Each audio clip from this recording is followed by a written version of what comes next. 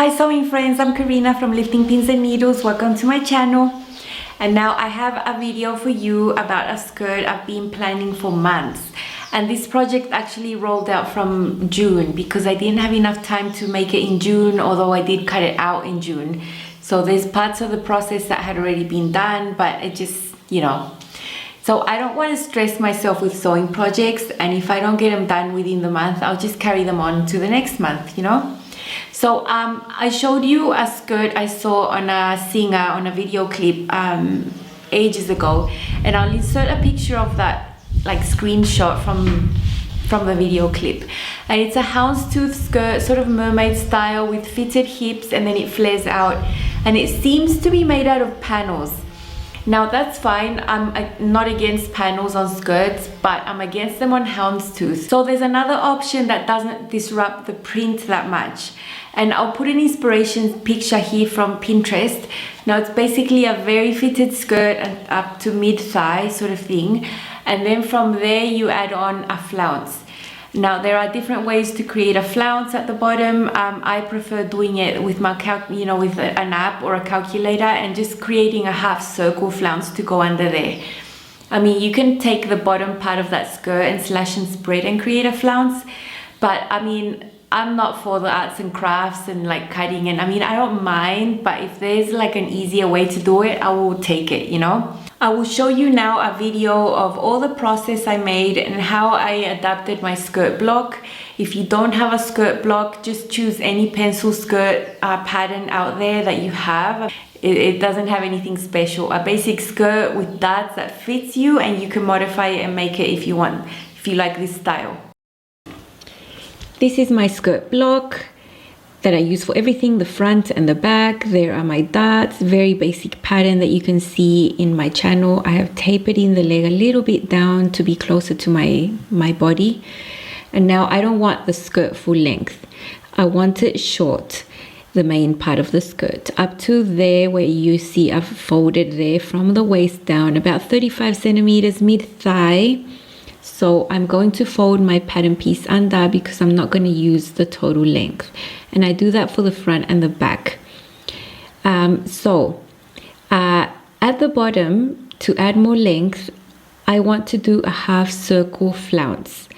So that is what is going to complete the length of the skirt. So it'll be nice and fitted and then flare out at the bottom of my mid-thigh down. So that measurement there for my front, if I put it on the fold, total open measurement would be 54 centimeters. And I'm using my favorite app that I always use for these measurements, easycalculation.com. I put there that I want a half circle on the top, and then the circumference of the waist, it's not a waist, it's the bottom of the skirt. I added 1 centimeter for seam allowance, 55. The length of that flounce, I want it to be 27 centimeters. So 27 centimeters plus the 35 centimeters from the top of the skirt there is going to give me the total length that I want, and it'll hit just above my knee.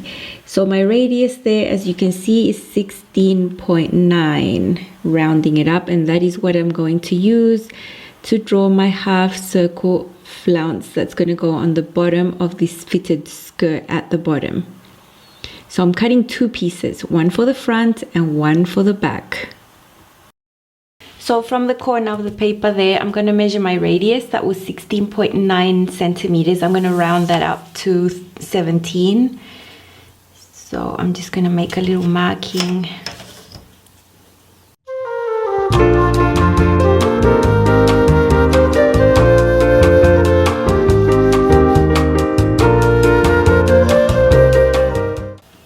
I'm going to write there that is the part that's going on the fold. And now from my line, I'm going to measure 27 centimeters all the way around that half circle. It's quarter here, but because it's on the fold, it'll be a half circle flounce. That includes a tiny hem allowance because I use satin bias tape to hem.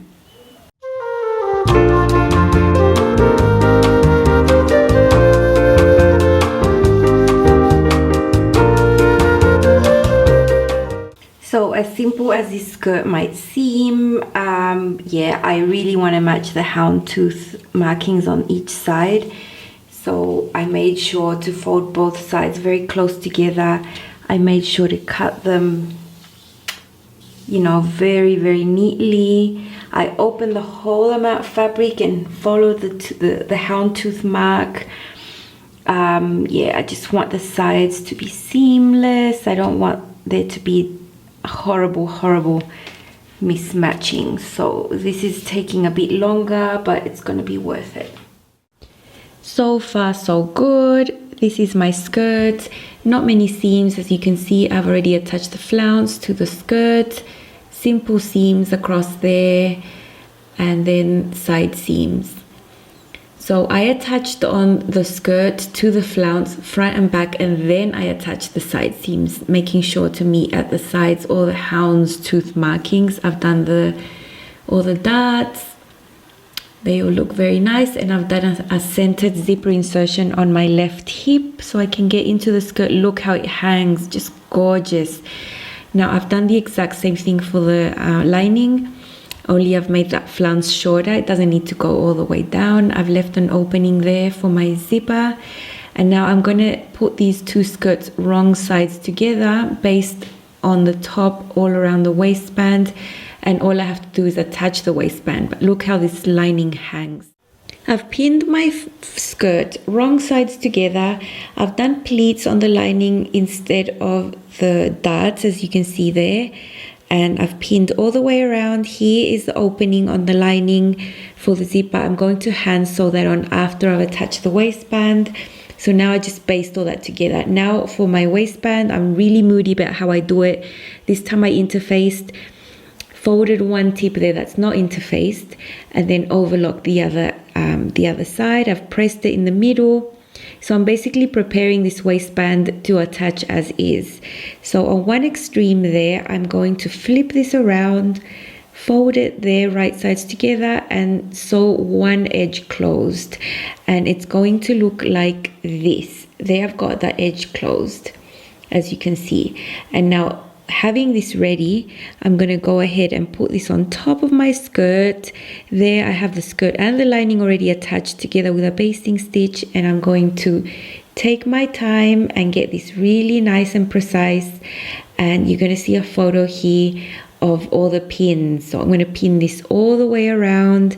I've managed to pattern match some of the houndstooth, but no one's ever going to see that. Once I have it all pinned, I just do a really narrow stitch all around the edges, and then I'm done with this waistband. So I hope that was sort of easy and clear to see what I've done.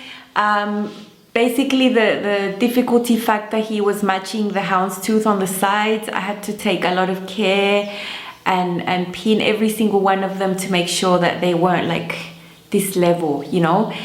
This is the type of print that can make your eyes go really funny if you work with it for an extended period, and this does give me a headache and makes me slightly nauseous, you know. But all for the sake of sewing, I will take those physical discomforts. I will show you the skirt now. I've got it right here. This is the front, and here you can see the flounce and the back. So as you can see, there are no seams there in the middles. The zipper is on the left hip. You can see there. I have used that same button I used on my Decades of Style Three's a Charm blazer. I have loads of these buttons and I think they're really cool. So I am super moody about the way I do waistbands, and I don't have a rule. I just do it, you know, whatever. I could have created a curved waistband, and I know how to do that, and I will show you that on another skirt that's coming up. But I just did a normal waistband, you know, interface, did the thing. You saw me do it on the video. So there were areas there that I managed to pattern match the waistband onto the skirt. I've turned it around so you can see inside. As you can see, the darts that are on the lining are pleats. I never sew up the darts in lining because you don't need to. There as well, you can see. Now I've left this loose. I forgot. I am going to stitch it on though to the edge of the zipper by hand. I just forgot. Sorry. The lining is a tad shorter than the skirt, and there you can see my hemming. is done with bias tape, and it's on sewn on by machine on one extreme and then done by hand. And yeah, because all these are like curves, it's a half circle. Anytime I've tried to like hem by just pressing it up, I get puckers, and I won't even try to machine stitch that on. There is no way. I like my garments to look as best possible, and hand sewing sometimes is the best way to go for hems, for them to look really nice. Now I'm gonna tell you a secret, and no one else is gonna know but you. My waistband, when I was attaching it, I was missing that amount. I mean, I thought I'd measured it correctly, but you know, as I'm pinning it on, you know how I did it this way. So I put my waistband into my skirt and I was pinning it around. There was that much missing, and you can see here how much. I was like, oh great. But I just went on and attached a little piece there. I'm gonna take it out of the, look. Where is it? Where is the extra bit? No one knows, it's right there. I pattern matched really carefully so no one's gonna know. But I mean, I'm never gonna tuck in anything. I've never tucked in a thing, and I'm not gonna start today tucking in things. So I do the waistbands, but no one ever sees them. I still take great care to make them look really nice, you know, but no one's ever gonna see them. So if you wanted the same concept in a knit, I would do the exact same thing, but in a structured knit. Like a Ponte or a Liverpool, I think would look really nice with the same concept, you know, like cutting the skirt, adding on a half circle flounce fitted. Yeah, I wouldn't do it out of like a flimsy knit or anything, because then the ease is just going to be ridiculous and it's going to be huge on you. You know, these blocks are created for wovens basically. So I'm going to insert some pictures here so you can see how it looks.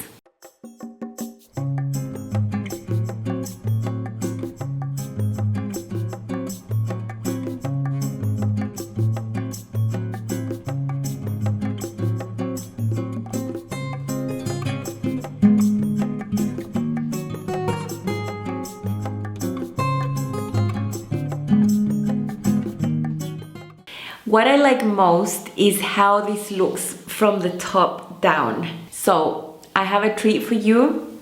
And when we were taking pictures outside with my son, I was thinking, how can I show how this flows from the top? It looks so nice how it flows, you know?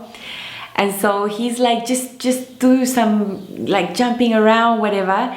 So this is an entertainment little clip for you, and I'm doing some sort of jumping around in the skirt so you can see how it flows. I look totally ridiculous, but I mean, I had a blast doing this, so you can see how it flows. It's a really nice skirt. I'm really happy with it. I'm super happy I made it. So that is the end. I hope you like this skirt. If you like this style, you can totally hack a normal pattern and make it yourself. I think this style is super flattering. This is a total rage here in Brazil. I mean, I go to church and 8 out of 10 women are wearing skirts like this. So I didn't do it to fit in. I did it because I like the style. And the next video you're gonna see is another mermaid skirt, a red one, but with panels. So it's just a different way to create a similar look, but in a more structured fabric. I'm also going to show you how I did a curved waistband there. And yeah, that is the next video you're going to see in the next 2 days probably. Thank you for watching. Don't forget to subscribe and hit the notification bell so you never miss a sewing tip with me. Bye!